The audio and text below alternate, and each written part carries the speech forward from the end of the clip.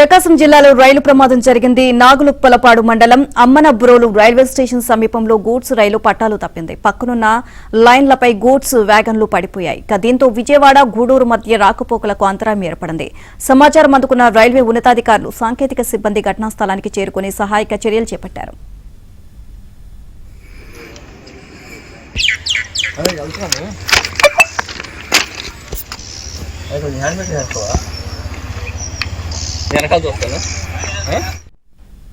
ఇదే అంశానికి సంబంధించి మరిన్ని అప్డేట్స్ మా కరెస్పాండెంట్ వెంకట్రావు అడిగి తెలుసుకుందాం. వెంకట్రావు, గూడ్స్ రైలు ప్రమాదానికి సంబంధించి పూర్తి అప్డేట్స్ ఏంటి, ఎలా జరిగింది?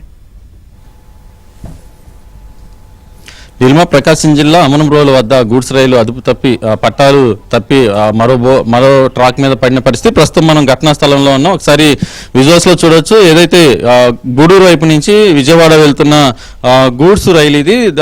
ఏదైతే మొత్తం కూడా 60 బోగీలతోటి వెళ్తున్న గూడ్స్ రైలు మొత్తం కూడా ఎంటీ బోగీలతోటి వెళ్తుంది. అయితే ఉదయం 5:30 గంటల సమయంలో ఇటు అమ్మనంబ్రోలు రైల్వే స్టేషన్ దాటే క్రమంలో అటు లూప్ లైన్ నుంచి మెయిన్ లైన్ లోకి వచ్చే క్రమంలో దాదాపు ఇక్కడి నుంచి 1/2 కిలోమీటర్ దూరంలో మనం ఏదైతే విజువల్స్ లో చూస్తున్నామో ఆ బోగికి సంబంధించిన వీలు పూర్తిగా ఊడిపోయి బోగి నుంచి ఊడిపోయి ట్రాక్ మీదే ఉన్న పరిస్థితి ఉంది.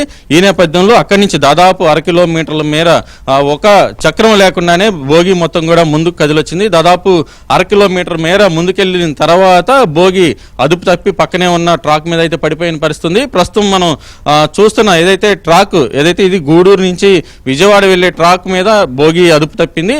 అయితే ఇటు విజయవాడ నుంచి చెన్నై వైపు వెళ్లే ట్రాక్ మీద బోగి పడింది. నిత్యం ఏదైతే ఇటు విజయవాడ నుంచి చెన్నై బెంగళూరు మార్గంలో రైళ్ల రాకపోకలు నిత్యం జరుగుతుంటాయి. ప్రతి 10 నిమిషాలకు ఒక రైలు ఇటువైపు నుంచి క్రాస్ అవుతా ఉంది. అదే సమయంలో ఏదైతే ఏకుజాము సమయంలో దట్టంగా మంచు కురుస్తుందని చెప్పని కూడా చెప్తున్నారు. ఈ నేపథ్యంలో ఇటు ప్రమాదం జరిగిన సమయంలో ఇటు ఎదురువైపు నుంచి ఎటువంటి రైళ్లు రాకపోవడంతో అయితే పెను ప్రమాదం తప్పిందని చెప్పవచ్చు. దాదాపు 1/2 కిలోమీటర్ మేర రైలు బోగికి సంబంధించిన చక్రం మొత్తం ఊడిపోయినా కానీ రైలు అలాగే ముందుకెళ్లడంతో ప్రమాదం జరిగినట్టుగా చెప్తున్నారు.